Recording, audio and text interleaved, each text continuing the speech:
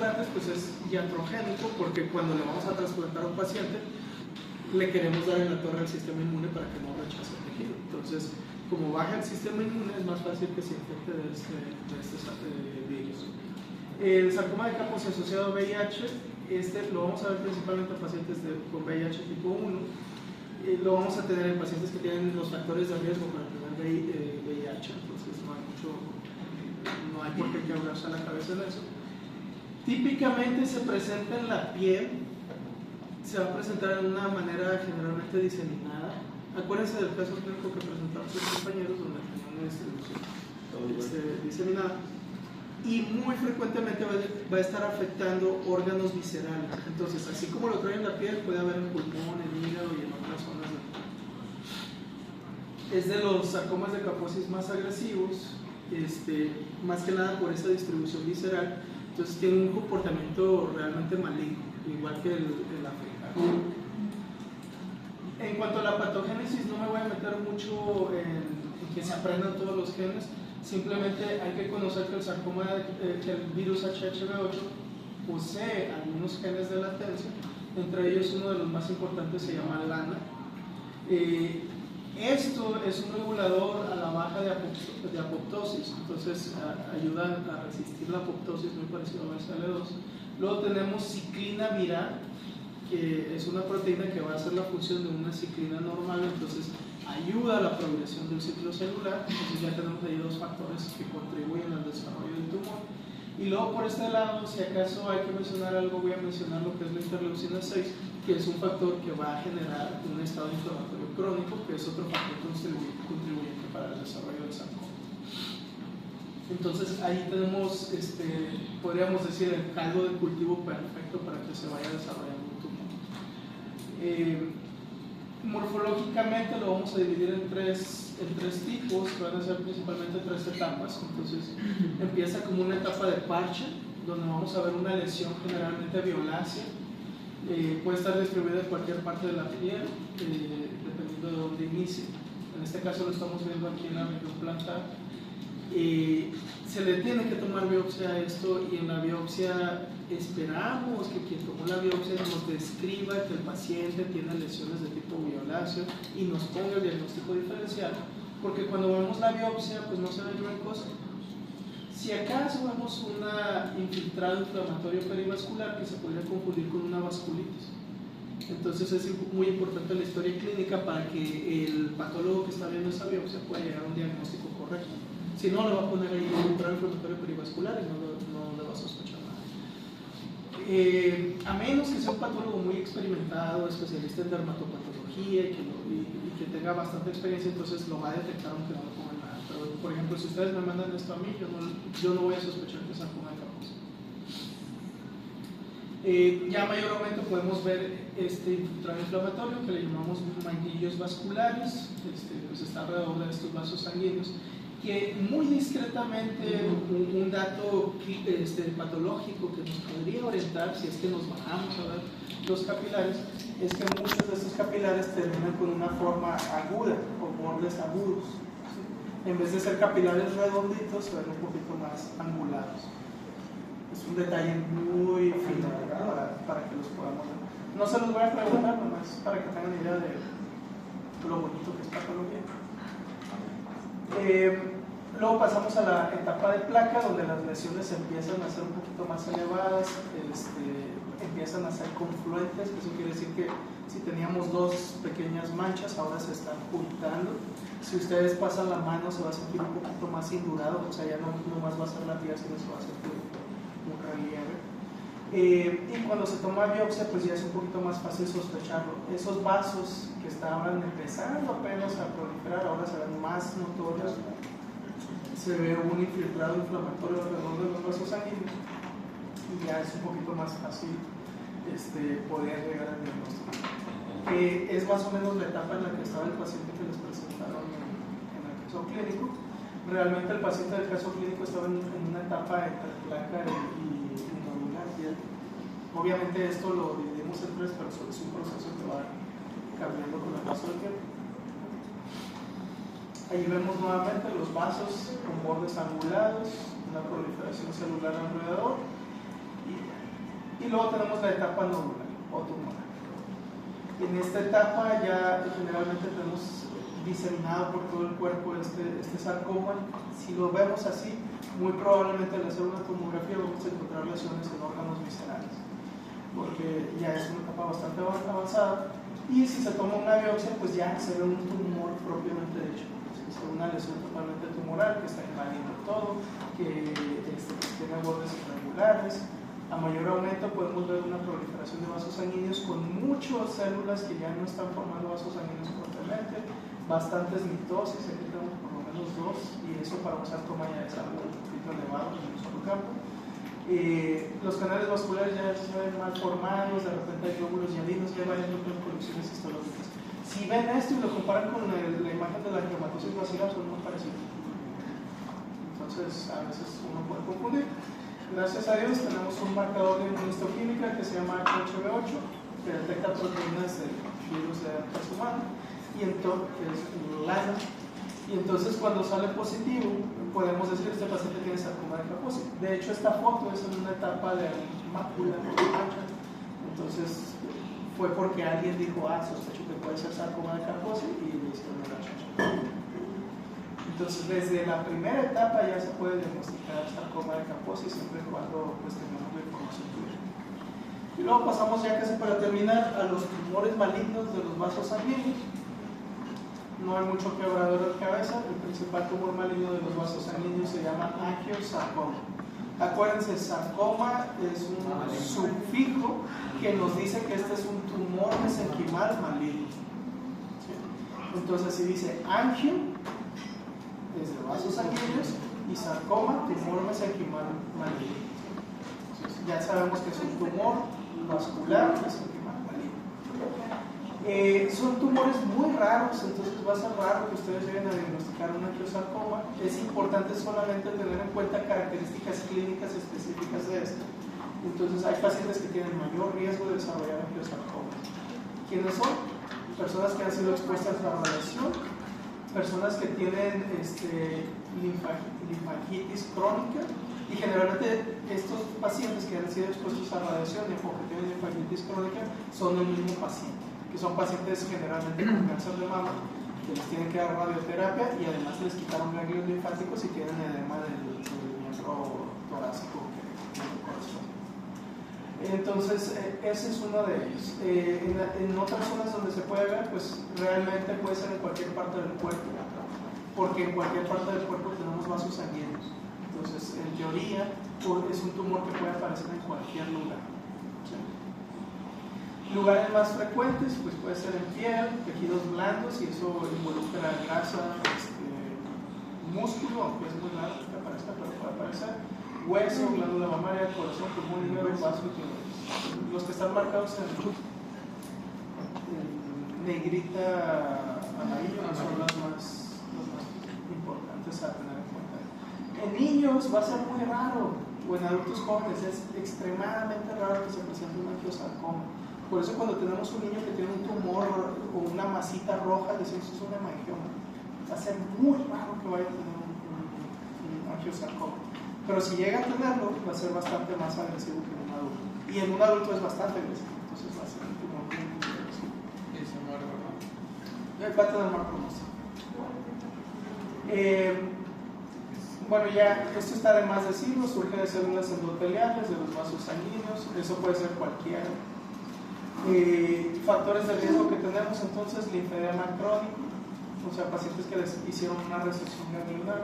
Exposición a lo que es el cloruro de vinilo que se utiliza para fabricar PVC. Ojo aquí porque no es exposición al PVC, sino a su precursor. Al precursor, exactamente. ¿Sí? Entonces, el cloruro de vinilo es altamente tóxico, es cancerígeno, pero una vez que se polimeriza y se forma el PVC, que es policloruro de vinilo, pues ya es seguro, o al menos eso nos dice.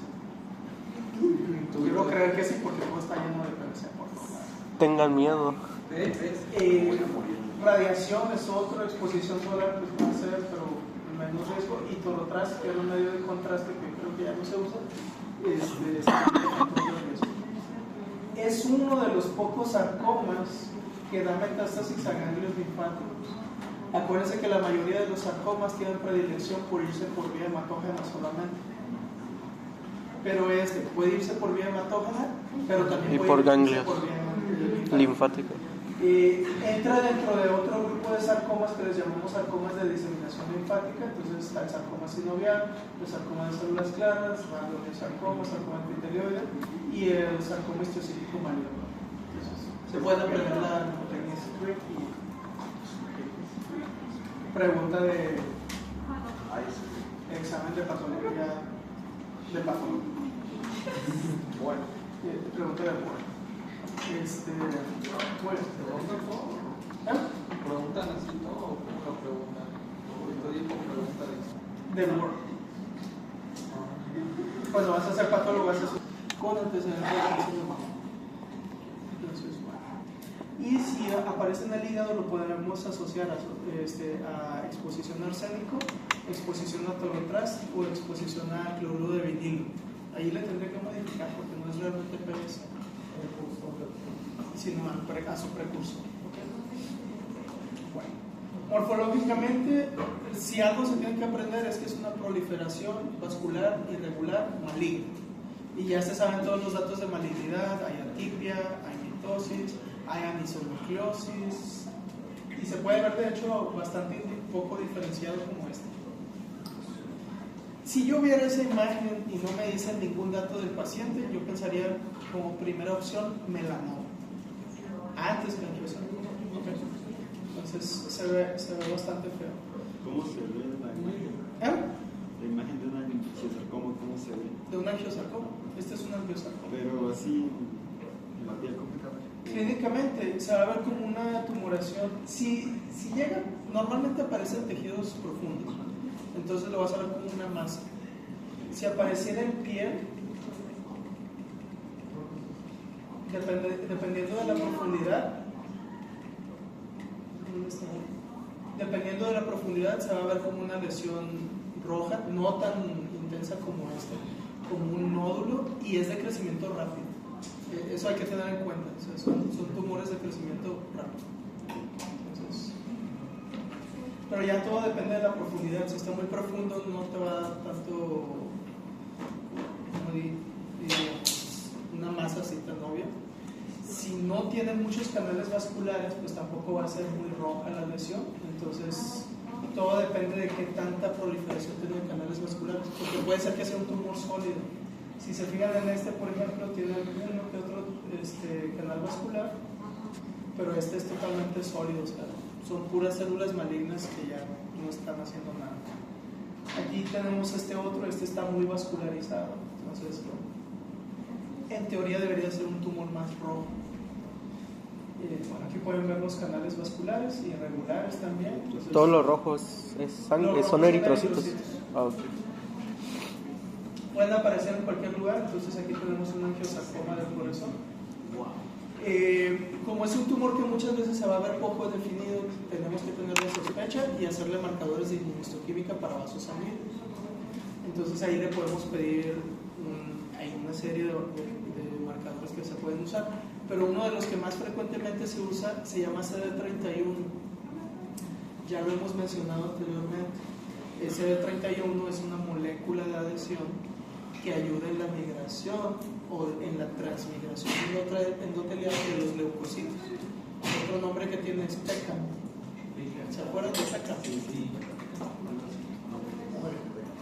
Entonces, y eso con los tumores vasculares, que era lo que nos faltaba en los tumores pasado.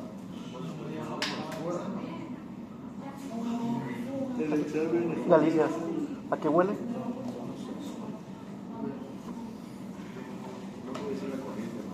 El examen ya habíamos dicho va a ser solo tumores de neoplasias y algo de infecciosos. Para los que ¿Qué día va a ser? ¿Qué día va a ser? El jueves. Regresando de... Ah. No este jueves. Ok. ¿A qué hora de la tarde? En la tarde. Ok. Perfecto. Lo ideal para terminar el día. Muy bien, vamos a pasar al corazón. Voy a intentarme ir Iba a rápido. decir que con lo que comentabas de cambiar No sé por qué tienen ese morbo de saber cuántas preguntas son. O sea, si son 20, probablemente van a estar bien difíciles.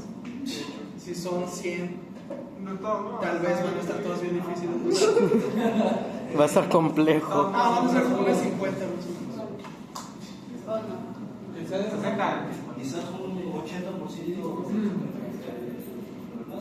Un Kahoot. Creo que se refiere a cuánto en proporción de estudiar la infección. Sí, tal vez vengan como unas 15 preguntas de infeccioso y el resto serían preguntas. Algo tranqui. En cuanto a proporción, o sea, si yo fuera a estudiar algo, le echaría más ganas a la clase. Como en el examen pasado, que era máximo. Se me hace que les voy a pasar las diapos de infeccioso. Sí, por favor. Déjame ver. Inmuno me hizo caer en depresión, ¿no? Ya tengo las calificaciones. Ay, Dios. ¿Por qué? De los irregulares. Y los les voy a ir Ahí está, pasa uno. Ahí está. Le fue peor. Pero se que- nos atravesó Farma En también. promedio, sí. ¿Mejoraron o empeoraron? Tuvieron tiempo. Muy bien, vámonos rápido. El tema de corazón es uno de los que menos me gusta. No sé por qué, pero no sé. Tiene muchas cosas que voy a pasar así bien rápido. Entonces, he tenido problemas de corazón. Muy bien.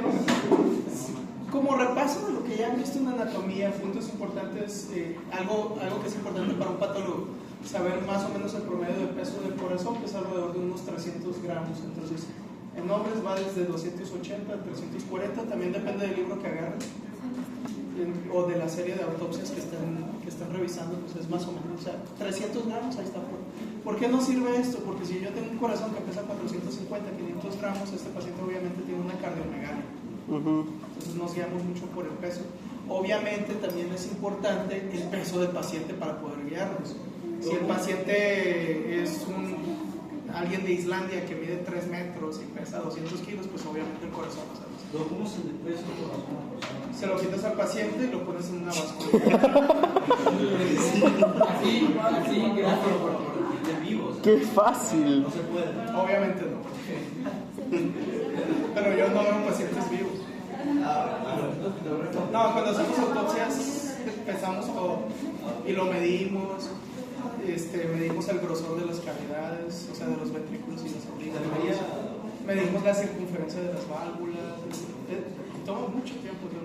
¿En autopsia le tocó pesar un corazón con cardiomegalia? Muy bien. Esto ya lo saben, se divide en 4 cámaras, 2 aurículas, 2 ventrículos. El grosor ventricular es importante para nosotros, entonces en lo que es el ventrículo derecho, el grosor es aproximadamente 0.5 centímetros. Eso nos habla mucho de las bajas presiones que manejan las cavidades derechas.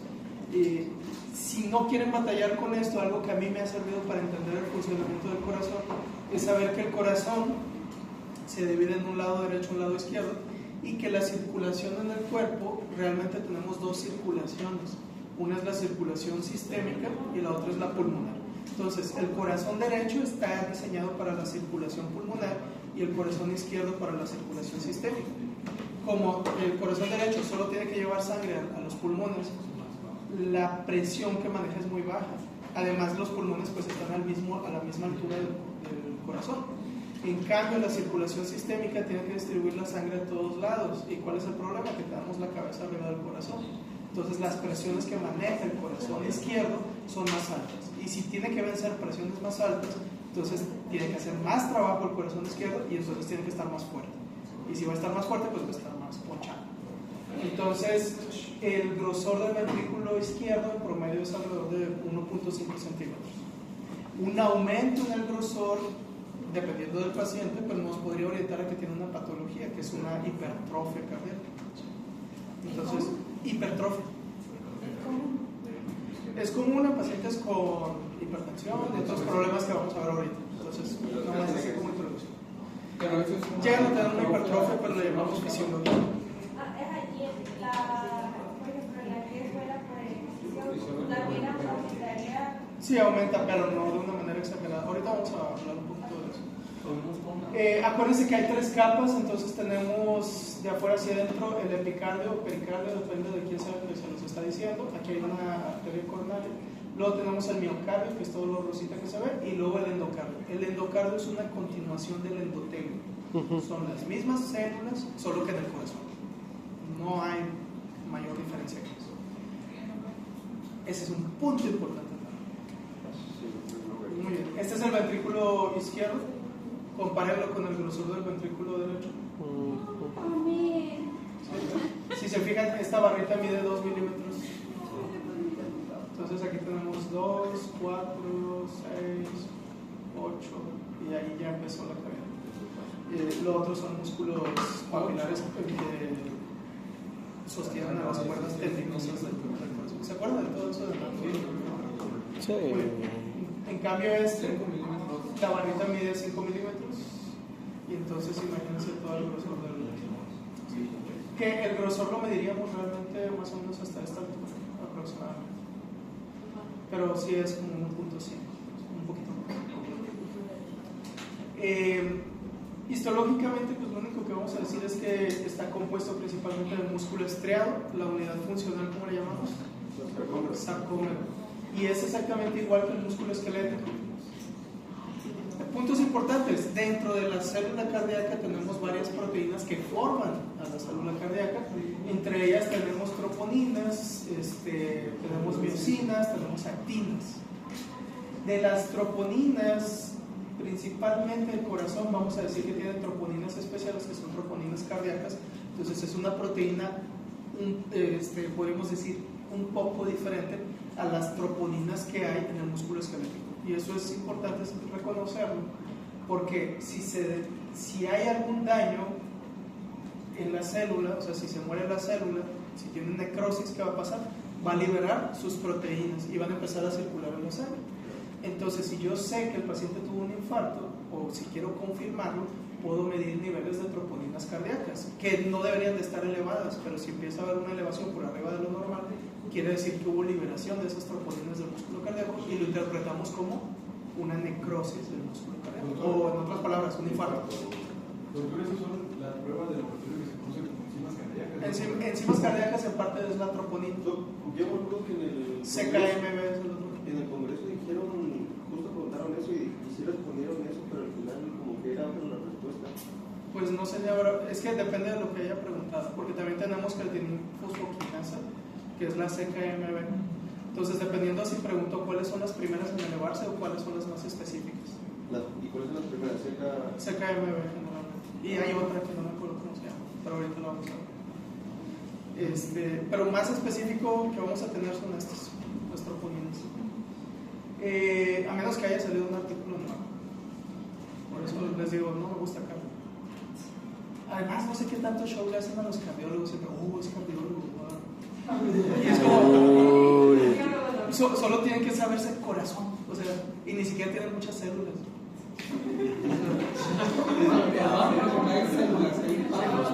¡Qué rostea! Es diferente a un nefrólogo, que el riñón es bien complejo, o un neurocirujano, neurólogo.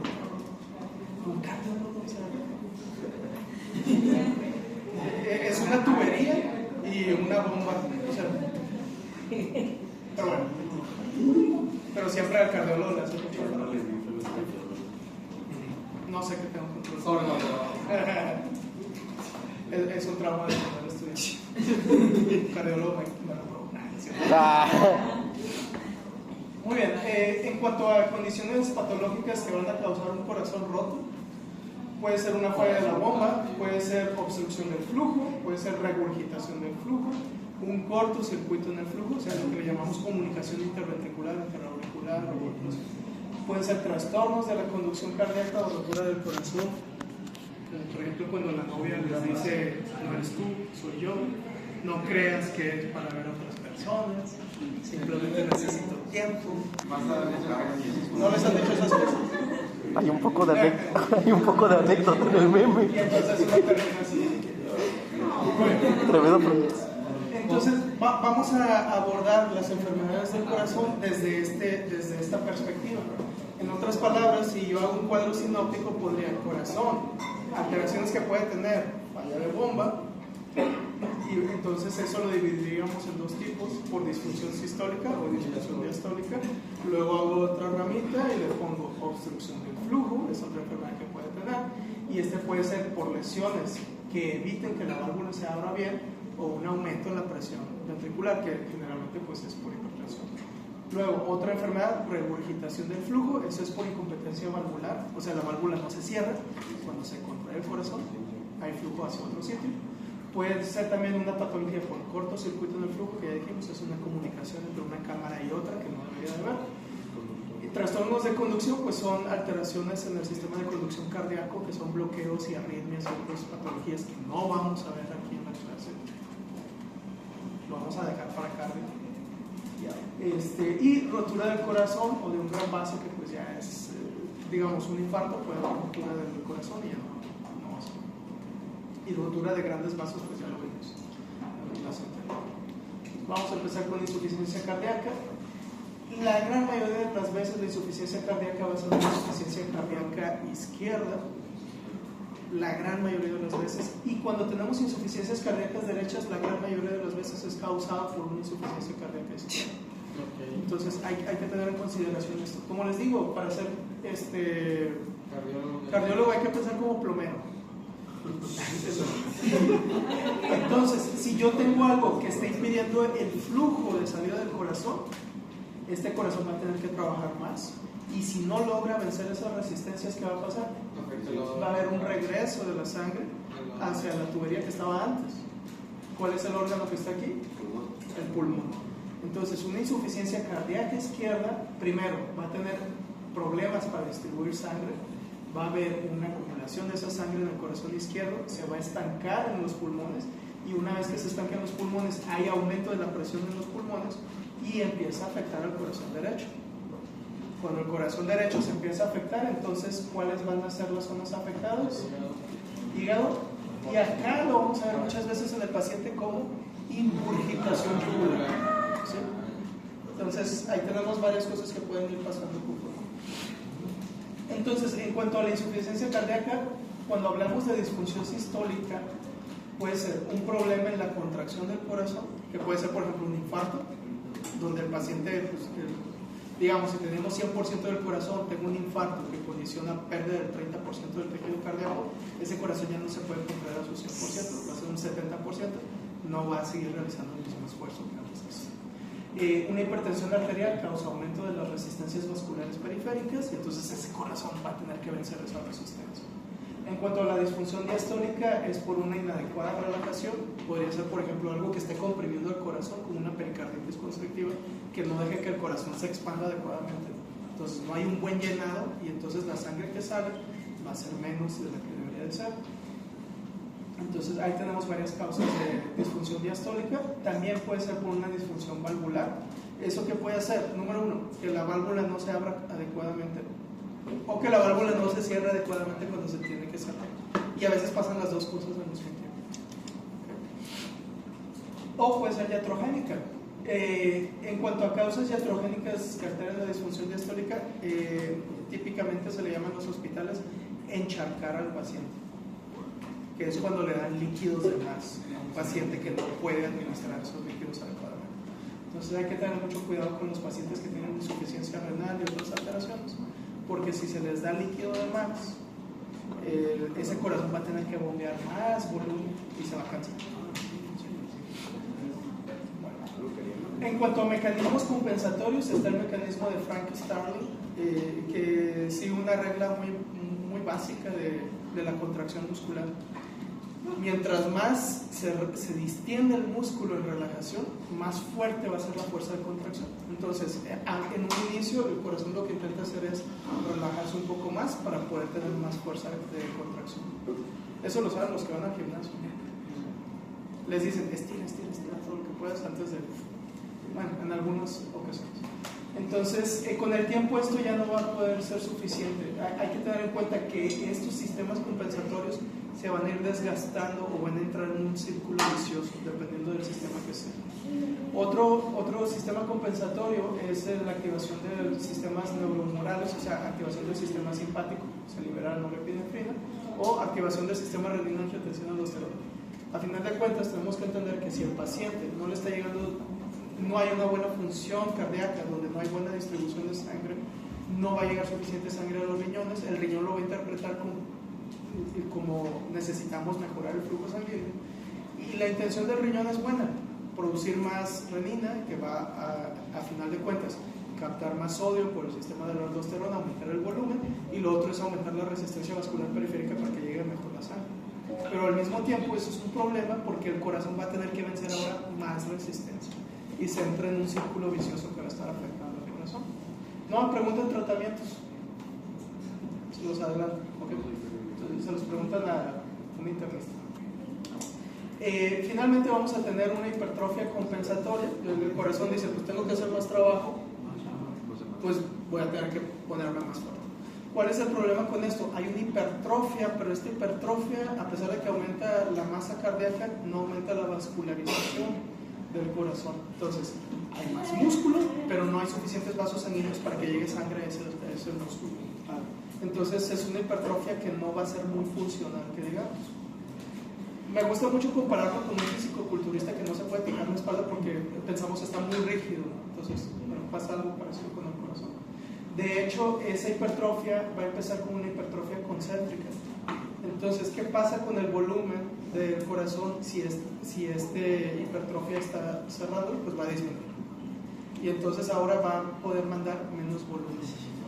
Posteriormente, puede haber una sobrecarga de volumen y esa hipertrofia concéntrica se va a empezar a dilatar. O se puede presentar aislado como solamente una hipertrofia dilatada. Ahorita vamos a hablar un poco. Normalmente cuando se dilata el corazón no hay hipertrofia, ¿no? Le llamamos hipertrofia, de todas formas. Ahora, hay otras cardiomiopatías o hay otras enfermedades que les llamamos cardiomiopatías dilatadas y es un punto aparte. Este es bajo el contexto de una insuficiencia cardíaca. ¿Existe la concéntrica y la excéntrica? ¿La excéntrica es la dilatada? La dilatada, es eso. Entonces, consecuencias que vamos a tener: aumenta la masa muscular. Si hay más músculos, necesitamos más oxígeno para ese músculo para que pueda tener energía. Pero los vasos sanguíneos no pueden crecer al mismo ritmo del crecimiento muscular. ¿Y entonces qué va a pasar? Falta oxígeno, lo interpretamos como una isquemia. ¿Y cómo se va a sentir la isquemia? Como un dolor o como una fatiga. Entonces el paciente empieza a presentar dolor al realizar esfuerzos que requieran mayor oxígeno. Pero sí puede evolucionar el infarto. Sí puede evolucionar el infarto. Ahorita vamos a ver infarto, vamos a ver que es un poquito diferente. Pero sí, podría ser. Si la isquemia llega a ser suficiente para que se mueva el tejido, es un infarto. ¿Qué pasa con los que hacen ejercicio? Al hacer ejercicio se estimula el factor de crecimiento vascular endotelial. Y entonces hay un crecimiento de la masa muscular, pero este crecimiento no es exagerado, o sea, es el que se necesita. Y al mismo tiempo hay crecimiento de la red vascular. De hecho, las personas que hacen ejercicio, la hipertrofia no es tan significativa, o sea, no es exagerada como la veríamos con una hipertrofia concéntrica. Y como tiene buen aporte de oxígeno, la contracción es muy efectiva, a diferencia de una hipertrofia concéntrica donde hay mucho músculo, no hay energía y no tenemos una contracción eficiente. ¿Okay? Entonces, realmente van a ser factores más protectores los que van a ocurrir cuando se realice ejercicio. Y podemos decir, no sé, los que van al gimnasio al inicio no podían levantar una pesa de 10 libras y luego ya después llegan a 35, 40 libras como si nada, en lo que sea, o bench press o lo que quieran. ¿Qué es lo que va pasando? El músculo se va haciendo eficiente en el ejercicio y entonces cada vez necesita hacer menos esfuerzo para cuando está normalmente. Lo pueden ver, por ejemplo, era lo que les decía de los tenistas. Un tenista en reposo puede tener una frecuencia cardíaca de 30, 40 latidos por minuto, comparado con una persona normal que estamos entre 70 a 100. ¿Por qué pasa eso? Porque cada contracción que tiene ese corazón es mucho más efectivo en distribuir la sangre. ¿Qué tiene que ver el jugar tenis? ¿El qué? El jugar tenis. Hacen mucho ejercicio aeróbico, entonces el corazón se adapta muy bien a esos requerimientos. Pero pasa con nadadores, jugadores de rugby, no sé qué quieran, futbolistas. Causas comunes de insuficiencia cardíaca izquierda, enfermedad coronaria, hipertensión arterial, que sería una de las principales, enfermedades valvulares, amiloidosis. De esas quedan principalmente con hipertensión. Aquí tenemos un corte coronal y podemos ver la cámara derecha y pues no se ve engrosado el músculo cardíaco, pero cuando vemos el tabique y la pared izquierda del corazón podemos ver un franco engrosamiento. Entonces ese está por lo menos en unos 2 puntos y algo centímetros, un poquito más de grosor. El otro corte que lo pueden ver ahí en el libro de Robbins, aquí tenemos un corazón que se podría decir está dentro de valores normales, pero lo comparamos con uno de hipertrofia concéntrica y acá tenemos una hipertrofia dilatada. Entonces, hipertrofia, ¿por qué? Porque hay un crecimiento en el tamaño del corazón. Si se fijan el espacio que hay en esta cámara, en este ventrículo, se reduce en la hipertrofia concéntrica. Entonces disminuye el volumen que va a haber. Y en este otro caso hay un volumen exagerado, pero ese corazón no lo va a poder leer. Histológicamente, lo que podemos ver en cuanto a cambios va a ser una hipertrofia de las fibras cardíacas y se va a ver mucho en los núcleos. O sea, comparen el tamaño de este núcleo con estos. Hay bastante diferencia. Clínicamente, ¿qué va a tener el paciente? Uno de los primeros síntomas va a ser disnea, que es la sensación de falta de aire que van a tener los pacientes. No sé si han hecho ejercicio alguna vez y sienten que ya no pueden más y les falta el aire. Esa va a ser la sensación del paciente. La disnea empieza como una disnea de grandes esfuerzos, o sea, tiene que hacer algo, subir escaleras y llega al segundo o tercer piso y ya está con sensación de falta de aire. Pero conforme va empeorando lo que es la insuficiencia cardíaca, esa disnea también va empeorando y termina el paciente teniendo disnea inclusive en reposo. ¿Sí se entiende? Sí. Entonces, ¿Qué tan normal debe de ser la disnea? O sea, Creo que se refiere a hacer ejercicio. Para hacer ejercicio, Sí, depende o sea, de la persona. O sea, eso es algo que a veces le critico a los entrenadores que hay en muchos lugares que no saben, de que ponen a la persona a hacer ejercicio más allá de las capacidades de la persona. O sea, cada persona es diferente y sabe cuál es su esfuerzo. Entonces, hay algunos experimentos que hicieron los japoneses con prisioneros chinos donde una de las cosas que experimentaron fue qué tanto dolor puede sentir una persona antes de morir y creo que había algo de esfuerzo físico también antes de morir.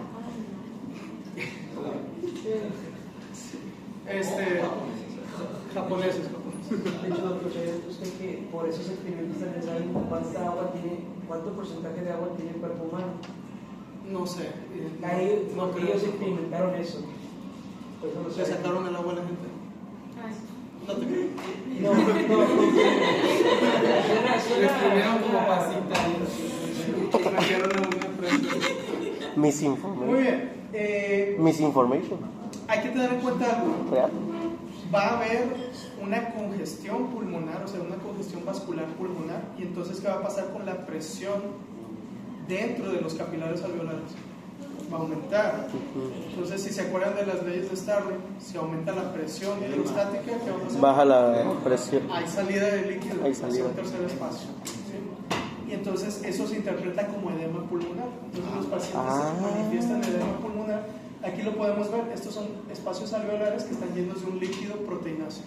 Fuck. Si aumenta mucho esa presión, inclusive pueden salir eritrocitos. Ay. Y entonces el paciente, si tiene líquido en los pulmones, va a estar tosiendo por intentar sacarlo. Entonces muchas veces los pacientes presentan tos. Otra cosa que va a ocurrir es que a veces empiezan a sacar el líquido y sale como una espuma que le llaman esputo asalmonelado, porque es una espuma de color salmón o rosita o rojizo. Entonces es algo, digamos, de lo más grave que le podría pasar al paciente, porque cuando está así hay que internarlo, hay que observarlo un poco así. Otra cosa que puede ocurrir con ese edema es que cuando ustedes lo escuchen, se va a escuchar como estertores, que es como un frote. ¿Han escuchado una olla que está hirviendo? Que hace- Burbujeante. Burbujeante, exactamente. ¿Por qué ocurre esto? Porque imagínense, en estos alveolos todavía está entrando un poco de Aire. pero al salir se va a mover el líquido que hay dentro de los alveolos. Entonces, al haber movimiento de aire, va a haber movimiento de este líquido y se va a escuchar como un burbujo. Como si uno Por tirara. ahí en YouTube pueden poner estertores, insuficiencia cardíaca, y tal vez haya un video con sonido para explicarlo. En mis tiempos teníamos que imaginárnoslo y no sabíamos ni cómo. Nos decían que se escuchaba como un velcro cuando lo separan. Pero muy bien. Bueno, obviamente vamos a tener cardiomegalia, empieza a aparecer un tercer ruido cardíaco, o sea, empieza a acentuar más un tercer ruido cardíaco. Puede condicionar insuficiencia valvular. Si tenemos eso, pues puede haber un stop. Ya en casos más avanzados puede terminar con una fibrilación. Y bueno, esto va empeorando al activar el sistema renina-angiotensina-aldosterona. El corazón ya no funciona bien, está con insuficiencia cardíaca y todavía hay más resistencia vascular periférica y entra en un ciclo vicioso. En cuanto a la insuficiencia cardíaca derecha, nuevamente una de las cosas más importantes que hay que acordarse es que la mayoría de las veces es consecuencia de una insuficiencia cardíaca izquierda. Cuando no es a causa de una insuficiencia cardíaca izquierda, entonces es por alguna patología en los pulmones. A eso le llaman muchas veces cor pulmonar. Y entonces puede ser por una hipertensión pulmonar, no una hipertensión sistémica, sino una hipertensión pulmonar. Puede ser por algún tromboembolismo pulmonar, que pues, si hay obstrucción de la arteria pulmonar pues, o de alguna de sus ramas, pues el corazón derecho va a tener que latir con más fuerza. Y otra causa muy común es la apnea obstructiva del sueño, donde el paciente al dormirse, el diafragma no se puede expandir porque hay demasiada masa abdominal y entonces aumenta la presión dentro de los pulmones, entre muchos problemas que van a tener estos pacientes. De hecho, los pacientes con apnea obstructiva van a tener cierto grado de hipertensión. Ay, para eso son esas máquinas que El CPAP. parecen- Pero ¿quién le dice al paciente que tiene que bajar de peso? No, entonces el roncar tiene que ver con, o sea, sí, como con algo malo, o sea, que no puede ser simplemente normal, por así decirlo. Pues, puede ser por muchas causas, pero generalmente es porque hay alguna patología. Se las estampan. Pero no porque esté gordo, o sea, Ajá. estar gordo te favorece. Pero Sí, hay muchas confirmo. cosas. Hay gente flaquita que no. Mara Treviño está convencida de que tengo Generalmente es por eso. problemas psiquiátricos. No, no sé. Muy bien. Efectos morfológicos que vamos a tener. Hay que pensar nuevamente como plomeros. Pues si se estanca la sangre del corazón derecho, uno de los órganos afectados va a ser el hígado. Y entonces el hígado, las venas centrales del hígado se empiezan a congestionar. ¿Y qué pasa si hay un aumento de la presión en las venas centrales del hígado? Aumenta la presión hidrostática y va a haber extravasación. ¿Sí? Entonces va a haber una hemorragia alrededor de la vena central, o sea, de la zona 3 del hígado. Porque luego es la necrosis. Necrosis centronubular. Ahí está. Y lo otro es que si pensamos hacia arriba, uno de los cambios más obvios es que el paciente va a tener incomputación yugular. Es eso. Esa es la congestión hepática. Es lo que dije ahorita. Entonces, el hígado, si se fijan, tiene unos puntitos rojos. Cada uno de esos es indicativo de que hay necrosis hemorrágica en esas zonas, que es la necrosis centrolobulillar por la congestión hepática que tiene. Y a ese patrón que vemos así le llamamos patrón de hígado en nuez moscada. Entonces, en una autopsia, cuando vemos un hígado en patrón de nuez moscada, sospechamos que el paciente tuvo una condición que le causó insuficiencia cardíaca derecha. Doctor, la triada de Beck es, la etiología es eso, la insuficiencia cardíaca. ¿La triada de qué? La de encaponamiento. de taponamiento cardíaco. O sea, esa no es una causa, o sea, la insuficiencia cardíaca. Esa insuficiencia cardíaca les va a causar el hígado no es buscado. No, pero digo, el taponamiento cardíaco, esa es la causa. De taponamiento cardíaco, sí. ¿Cómo es lo que se llama? Porque el taponamiento cardíaco generalmente te va a causar insuficiencia cardíaca de los dos, es derecho e izquierdo. Entonces la insuficiencia cardíaca derecha es la que va a estar causando esto, a final de cuentas. Déjenlo más así como insuficiencia cardíaca derecha, congestión hepática. Ahora, puedes tener las dos insuficiencias cardíacas al mismo tiempo. ¿Sí? ¿Cuál era la otra pregunta? No, ya. Bueno, esta es una nuez moscada cortada a la mitad para que vean que se parece exactamente igualito. Histológicamente, aquí tenemos una zona 3, acá hay otra zona 3, acá hay otra, y si se fijan hay una hemorragia y hay necrosis de los hepatocitos alrededor del sazón. Eso es a lo que se le llama necrosis centrolobular, que no es la única condición en la que ocurre. Por ejemplo, ya habíamos visto intoxicación por paracetamol, causa necrosis centrolobular, pero sin hemorragia. Es el del hígado, ¿no? En esta va a haber, en esta va a haber hemorragia. Y el vaso también de ahí se afecta. El vaso es menos probable, porque acuérdense que el vaso no va directamente o no tiene una comunicación tan directa con el hígado, que el hígado es vena hepática, vena cava. Pero si causa cirrosis y el hígado se la ve la puerta o es muy improbable. Va a tener que pasar mucho tiempo y generalmente la mayoría de las patologías que te condiciona esto te mata el paciente antes de que llegues a ese punto. Si tuviéramos algo leve, que fuera progresivo, constante, ahí sí habría problema. Entonces, bueno. ¿Para terminar? Sí. ¿O para el break? Para la fuga.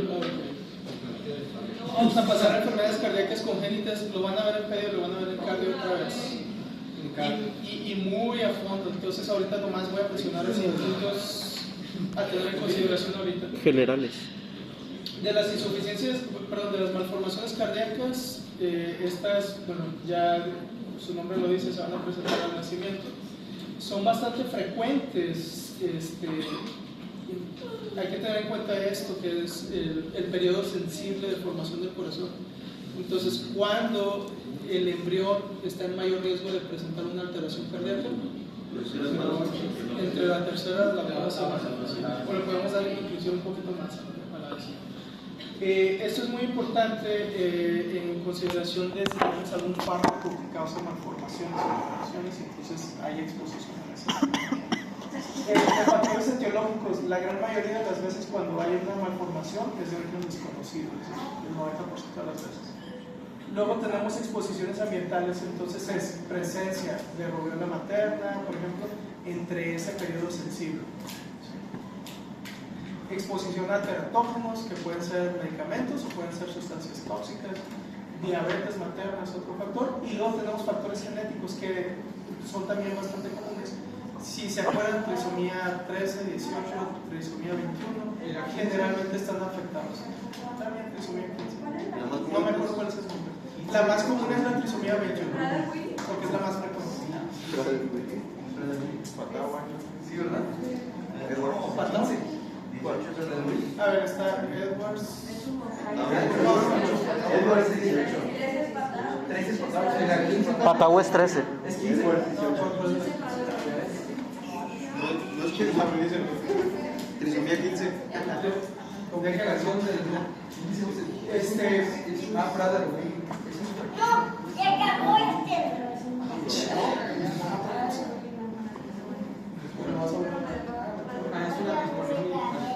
¿Lo vas a volver a ver? Ya te lo sabes.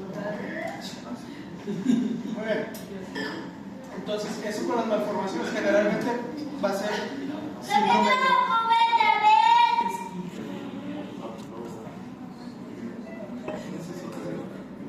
Muy bien, de las malformaciones a nivel mundial, lo más frecuente El señor bestia. son malformaciones de defectos del septo ventricular, o que en otras palabras le damos el nombre de comunicación interventricular. Entonces, ¿cuál es la malformación cardíaca más frecuente a nivel mundial? Comunicaciones interventriculares. ¿Y aquí en México? Aquí en México no me acuerdo cuál era. Es que creo que una vez le dije. Es diferente. arterioso permeable, me parece. No me acuerdo, pero sí es otra. En México es, Sí, es porque otra. Ayer me lo dijeron, Rachel, pero ¿No es conducto arterioso? ¿eh? ¿No es conducto arterioso? No me acuerdo. ¿Qué le dijo? ¿Cuál era la más común? Tengo que leerlo si me dicen, no me acuerdo. No sé por qué. Hay que investigar. Muy bien. Ahora, si hicieron su ramita de malformaciones en su mapa conceptual, estas malformaciones yo las dividiría en tres. ¿Sí? Malformaciones que causan cortocircuito izquierda-derecha, sería el primer cuadrito. En la otra ramita pondría malformaciones que provocan cortocircuito de derecha a izquierda. Y en la tercera ramita, malformaciones que causan una obstrucción. ¿Okay? Esa es la mejor manera de abordarlo. ¿Sí? Entonces vamos a hablar primero de las que causan un cortocircuito de izquierda a derecha. Son el tipo de malformaciones más comunes. ¿Cuáles son? Comunicación interauricular, comunicación interventricular y persistencia del conducto arterioso. ¿Por qué causan un cortocircuito de izquierda a derecha? Porque típicamente el corazón izquierdo es más fuerte, entonces tiene mayor presión, y entonces si hay una comunicación, el movimiento de la sangre va a ser de donde hay más presión a donde hay menos. Entonces por eso se les llama así. Son malformaciones que pueden condicionar hipertensión pulmonar. ¿Por qué? Empieza a haber mayor movimiento de sangre al ventrículo derecho y entonces va a haber más volumen que va a llegar a las arterias pulmonares y por ende al pulmón. Entonces aumenta la presión en el pulmón. Tomen en cuenta esto, lo mencionamos en vasos sanguíneos. La hipertensión es un factor que provoca endotelial. Entonces los pacientitos que desarrollan hipertensión pulmonar va a dañarse el endotelio. ¿Y cuál es uno de los primeros cambios cuando hay daño endotelial? Engrosamiento del endotelio. Entonces se va a empezar a engrosar ese endotelio y va a empeorar más toda la presión pulmonar. Luego cuando veamos pulmón vamos a hablar de hipertensión pulmonar y ahí vamos a ver que hay grados y hay cambios que son reversibles, o sea que si le quitamos el problema al paciente va a mejorar, y hay cambios irreversibles donde si ya hay daño ¿El que la madre tenga hipertensión puede afectar al bebé? en este va a haber problemas si la madre tiene hipertensión en cuanto a la distribución de sangre a la placenta, pero esto es otro punto muy aparte. De hecho, estos problemas los va a presentar principalmente al momento de que, después de que haya nacido. Muy bien. Bueno, como ya dijimos, si tiene hipertensión pulmonar, va a haber un punto donde ya es irreversible esta hipertensión, entonces es importante. Si este defecto está condicionando una hipertensión pulmonar importante, hay que corregir el defecto. La mayoría de las veces estos defectos son pequeños y con el paso del tiempo se cierran. Entonces muchas veces hay que darles vigilancia. Ahora, si se fijan aquí, tenemos una comunicación interventricular o un defecto del septo ventricular, que eso es lo que dice aquí. Si el defecto es pequeño, va a haber mucha turbulencia por la sangre que va pasando por ese defecto. Y mucha turbulencia va a generar mucho ruido. Entonces ustedes lo escuchan al bebé en su exploración cuando está rotando el pie, y si escuchan un soplo, quiere decir que allí tiene un defecto el paciente. Esos son los soplos, le están indicando que hay turbulencia en el corazón. Curiosamente, los soplos que hacen más ruido son los más chiquitos. Como entre las personas, no hay personas bien fastidiosas, como un chihuahua. Ahí entraría la de conducto persistente arterioso. Ahí tenemos el conducto arterioso persistente. Ahora, si el defecto es muy grande, generalmente va a causar menos ruido, menos turbulencia. Y esos son los que causan mayor problema a largo plazo. Entonces, es más difícil a veces detectarlos. Se puede vivir así, ¿no? Hasta la edad adulta Algunos. Cuando el defecto es pequeño, pues la presión pulmonar va a ser, el aumento va a ser insignificativo, o a veces ni siquiera va a ser muy importante y no va a haber tanto problema. Pero los defectos grandes hay que corregirlos. En Palma vimos que se utilizaba el ibuprofeno para el cierre del conducto arterioso. ¿Cómo? Ahorita vamos a hablar de eso. O tal vez no. Ahorita lo mencionamos. Muy bien. Entonces vamos a empezar con la comunicación interauricular. Pregunta de examen. De la comunicación interauricular, la más frecuente es que sea de tipo ostium secundum. No sé si se acuerdan que ahí tenemos el agujero oval. Entonces, comunicación interauricular, la más frecuente es de tipo osteocefalo. Pero eso no es lo mismo que agujero oval persistente. Lo podríamos llamar como agujero oval persistente. Es que le iba a decir que, o sea, ¿Que es diferente? que no hay que confundir eso Con agujero oval persistente. Pero no entendí por qué. No sé, según yo era lo mismo. Déjame lo revisar. Ahí sí me ganaste. Muy bien, los otros dos, como son menos frecuentes, yo les diría que no se esfuercen mucho en aprendérselos. Sí, que es el de ostium primum, y luego tenemos el que es del seno venoso, que es una comunicación pues, en la zona donde están regresando las venas. Entonces, pregunta de examen: ¿cuál es el tipo de comunicación interauricular más frecuente? Ostium secundum.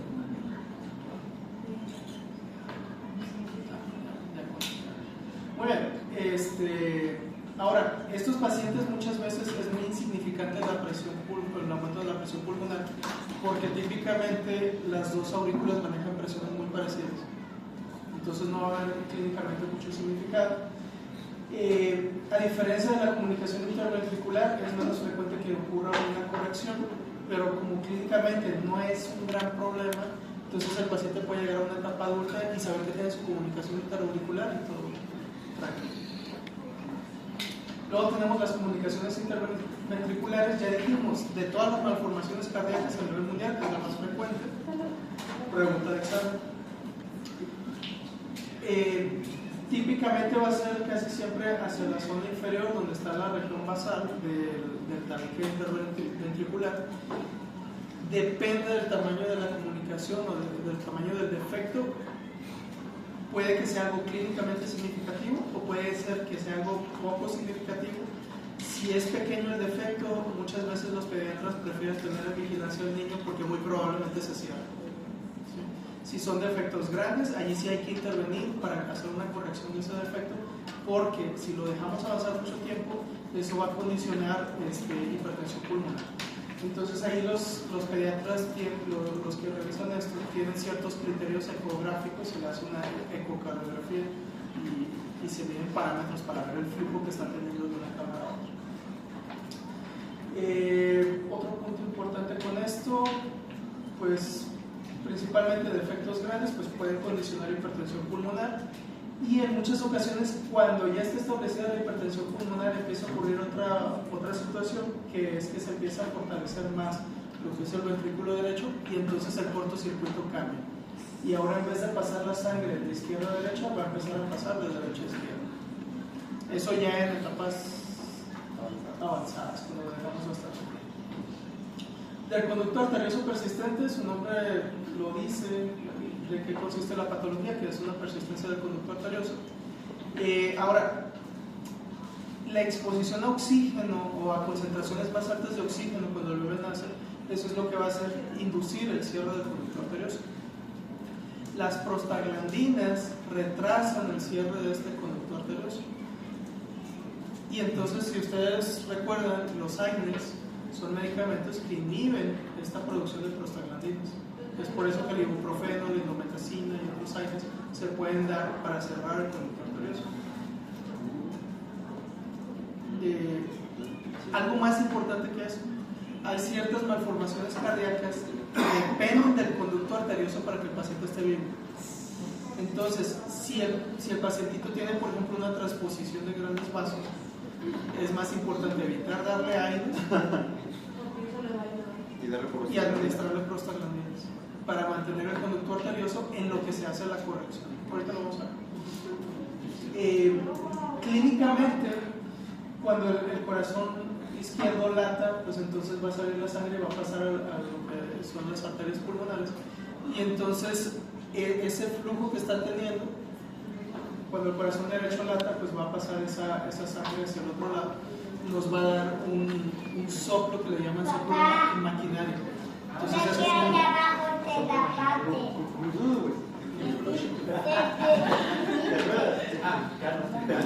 muy bien, entonces da un soplo que le llaman soplo maquinario, que es como un o sea, un soplo en sístole y en diástole, un soplo. Bueno, de cortocircuitos de derecha a izquierda, dos importantes que vamos a mencionar solamente es la transposición de grandes vasos, que es la que está acá, y la tetralogía de Fallot. Vamos a empezar con la tetralogía de Fallot. Bueno, son 4 componentes que forman a lo que es la tetralogía, o para que le llamemos tetralogía de Fallot. Uno es comunicación interventricular, el otro es aorta cabalgante, que es una aorta que queda inestable por la comunicación interventricular que estamos teniendo.